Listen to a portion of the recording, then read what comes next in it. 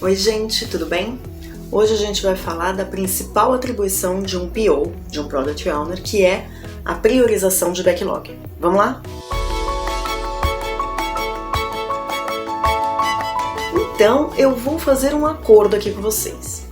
Priorização de backlog é um item extremamente importante e ele tem muitas nuances, né? Então eu vou trazer aqui em 2 vídeos a priorização de backlog, esse tema, porque eu acredito que ele tenha um lado prático e um lado que não é tão óbvio assim, mas que a gente precisa prestar bastante atenção, principalmente como POs, porque faz total diferença. Então nesse primeiro vídeo eu vou falar dos pontos que são práticos dessa priorização de backlog.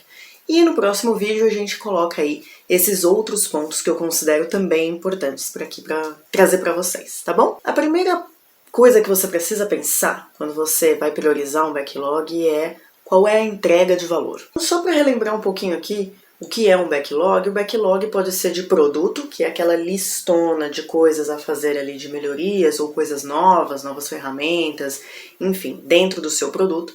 E tem o backlog da sprint, que é aquela parte que você vai desenvolver dentro daquele período de 2 semanas. Ok. Esse backlog todo não necessariamente já está com todo o escopo maduro, ou seja, você sabe 100% o que precisa desenvolver. Por isso que tem essa priorização do que a gente acredita ser mais importante primeiro. Então a gente vai ter aí, olhando esse mais importante, com o que agrega maior valor.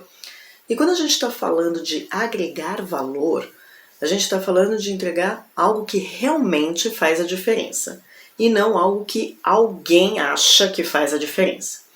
O que acontece bastante no dia a dia do PO é que muita coisa chega desesperadamente e tudo é urgente, tudo para ontem, e tudo é importante, tudo vai entregar valor. Mas será? Será que o que chega, o valor que vai ser entregue, é um valor para o cliente final?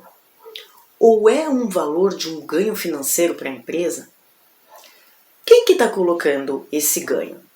Porque quem precisa entender este ganho, medir isso, junto com essas áreas, que são áreas também correlatas aí, os stakeholders, somos nós, os POs. Então a gente precisa ter esse olhar do que a gente acredita que agregue realmente um valor. Tem o lado do que é importante, do que é urgente, do que quem pediu o que? Tem. Mas a gente precisa primeiro entender o que a gente vai entregar, por que vamos entregar e aonde que isso reflete. Um valor agregado, ele é algo que faz diferença, e fazer algo diferente, né? Fazer essa diferença pode ser na experiência do cliente, e aí estamos falando aqui de cliente final, e estamos falando também de um cliente interno, por exemplo, uma entrega de relatoria, ela atende a um cliente interno, e essa entrega de valor também pode ser um ganho financeiro, né? Então a gente precisa entender qual é o tipo de entrega de valor que estamos falando, e aí fica mais fácil priorizar assim. E aí, óbvio, né, a gente está priorizando aqui entregas de valores de experiência ou entregas de valores para ganhos financeiros ou redução de custos, enfim. Depende muito do escopo da sua squad. Mas essa é uma primeira ponta, né, um primeiro ponto importante, que é o que agrega valor. Para fazer algo que realmente faça a diferença, não entregar por entregar, não desenvolver por desenvolver. Você perde tempo, né? Então, a gente primeiro faz essa primeira análise, né? O que realmente entrega valor. E o segundo ponto muito importante é o que já tem escopo fechado. Porque não adianta a gente achar que algo entrega valor, conseguir mostrar isso, olha, realmente se a gente fizer isso vai acontecer aquilo, mas a gente não tem os detalhes do que precisa desenvolver. Um escopo fechado quer dizer que a gente consegue já enxergar o como isso vai ser desenvolvido, o como que isso realmente pode ser entregue, não só um pedido por um pedido, né? A gente precisa realmente ter algumas respostas ali. Então acontece muito das pessoas trazerem novas ideias, novas sugestões, mas não sabem exatamente como que isso vai operacionalizar. Lógico, uma pessoa da área de negócio precisa entender como que a feature vai funcionar por trás, logicamente, né, no sistema? Não precisa, mas ela precisa me dizer onde, por exemplo, dentro do aplicativo ela quer ver aquilo, ou o que ela espera, né? Se o cliente clicar nesse botão, qual que vai ser o comportamento? E se ele não conseguir clicar, se o sistema não responder, qual é o tipo de mensagem que a gente tem que dar? Esses são detalhes que parece que, não, Carol, vamos colocar qualquer coisa aí, mas faz diferença na experiência do cliente. Então não tem como a gente priorizar algo que não tem escopo fechado, porque a gente não vai conseguir desenvolver, ou então vamos parar muito tempo para discutir uma solução com o time técnico, que se já chegasse pronto, a gente teria uma tração melhor de entregas.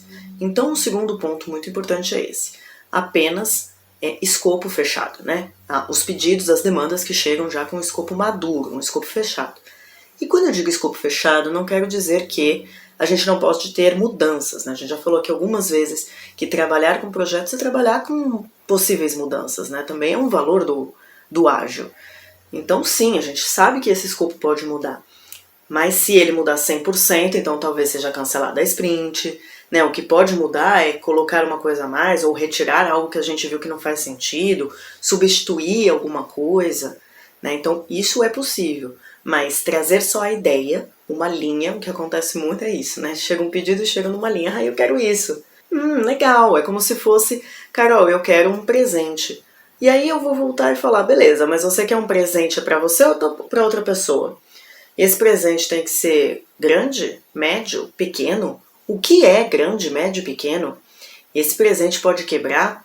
Esse presente você quer embrulhado ou não? Se você quer embrulhado, qual é a cor do papel? Qual é o embrulho? Quer com fita? Quer sem fita? Quer com cartão? Sem cartão? Isso é o escopo fechado. Quero um presente para o Dia dos Pais, embrulhado, vai ser uma blusa do tamanho M. A cor dessa blusa a gente pode discutir em tempo de projeto. A cor, inclusive, do embrulho a gente pode discutir em tempo de projeto, mas a gente já sabe que tem um embrulho, né? Então, é sobre isso, é sobre ter um escopo maduro. E um último ponto que eu considero também muito relevante para a priorização de backlog é olhar qual é a disponibilidade da sua equipe de desenvolvimento. E o que eu quero dizer com isso? Às vezes chega para você demandas que é puramente desenvolvimento de front-end. E aí você sabe que os seus desenvolvedores front estão ocupados por muito tempo. Só que na sua equipe muito possivelmente não tem só desenvolvedor front, tem também desenvolvedor back ou desenvolvedor de microserviço, ou os dois, enfim. E essas pessoas, elas não vão trabalhar enquanto tem demandas de front? Então é conseguir também mesclar sobre isso, né? Tipo, olha, uma demanda de front, uma demanda que usa mais back, porque eu tenho que medir também, e isso logicamente junto com o time de desenvolvimento, principalmente junto com o arquiteto no meu caso, que ele consegue olhar como que está sendo a produtividade dos desenvolvedores para me ajudar. Carol, olha, agora eu preciso, se você já tiver aí uma demanda com escopo fechado de microserviço, eu consigo colocar dentro dessa sprint. Se você tiver algo de back-end, a gente já consegue puxar uma parte, porque no meio dessa sprint os desenvolvedores já vai estar com tempo livre. Então isso é muito importante, porque você precisa garantir também que todos estejam confortáveis, né, que todos tenham alguma coisa realmente para entregar, né? Não pode ter aí um período muito longo de ociosidade, né? Então a gente precisa olhar essas três vertentes. Então, o que agrega valor, lembrando que valor pode ser experiência para o cliente final ou interno-externo, ou um ganho financeiro, é algo que faz a diferença. A gente tem que entender se o escopo está maduro o suficiente para já entrar em desenvolvimento, e a gente precisa entender como que a equipe de desenvolvimento está, para a gente conseguir aí colocar demandas que atendam a toda essa cadeia. As pessoas que pedem, as pessoas que vão realmente entregar, fazer, a gente precisa mostrar isso, enfim, precisa organizar nesses 3 pontos que eu considero mais prático. E aí no próximo vídeo a gente traz aí algumas outras coisinhas a se considerar quando a gente prioriza um backlog, tá bom? Obrigada e até o próximo vídeo.